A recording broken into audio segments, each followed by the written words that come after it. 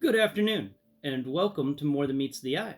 I am your host, Blind Prime, and for today I have for you Transformers Studio Series 86 Wreckgar. Wreckgar is this crazy. I remember him being kind of rust colored, and he's got, I don't know, titty lasers. He's got boob blasters. Look at him. These were always the weirdest part about the guy. Just these two laser cannons sticking up out of his breasts. I always thought about the Austin Powers, the first movie, whenever they had the fembots, and the fembots remind. I was like, did they take that from Wreckgar? Were the fembots booby blasters just from Wreckgar? And the Junkions? I thought that was a fun callback. I have no idea if that's correct or not, but I thought that was an Easter egg for Transformers. Wreckgar here is actually a pretty nice figure. Wow.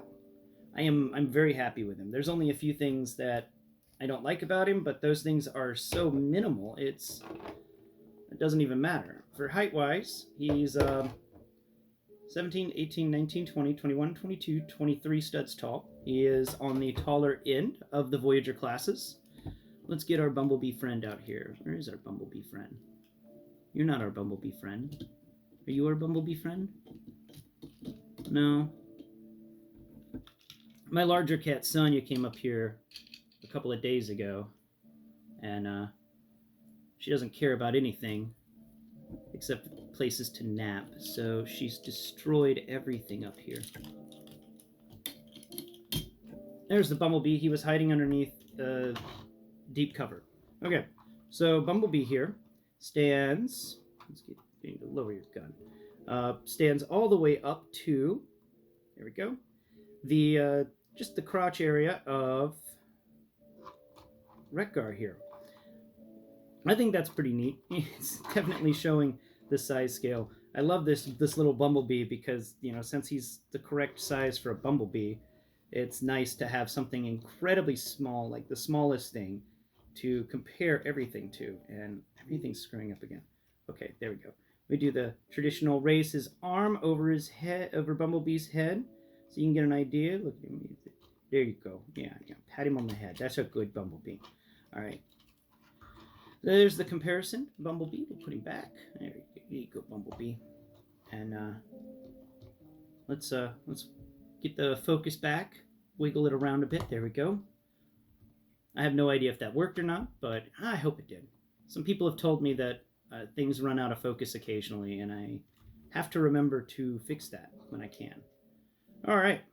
So, what are we going to say about Wreckgar right here, other than the fact that he's one hell of a nice figure? Well, he's got great elbows, even though they're single joints.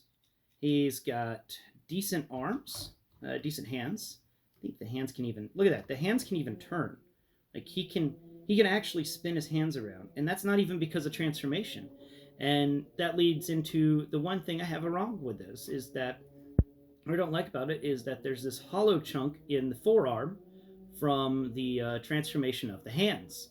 That's it. That's the only hollow point in the entire figure, and that's not even much of one. You know, for mobility wise, you know, you can spin him in the center. He's got good spin. He can look up. He's even got an ab crunch of sorts. It can move him back a bit, but that's because of transformation. And he can lean forward a lot, but that's also because of transformation. So he's got some extra mobility, and partly because of the way he will transform. He comes with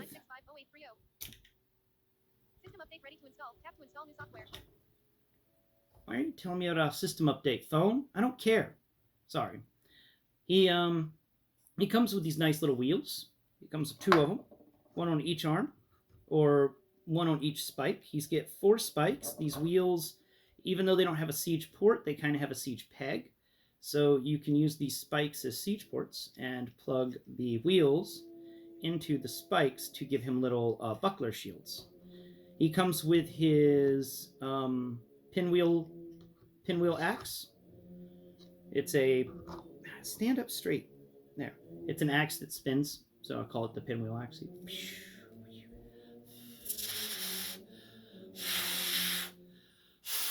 It sucks as a pinwheel, though.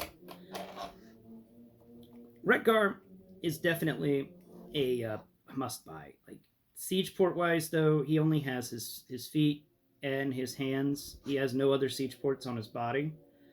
Which, wait, nope, I lied. He's got two more. He's got two on the lower parts of his legs. I'll just plug that in. See, like that. This little axe can actually sit there. I think. I hope it can. Maybe if I get the hole right. The hole for this siege port is actually molded with the body so well that I miss it. I have appreciated that they do that with a lot of their siege ports. There we go. See? You can now have the axe on his arm. On his leg.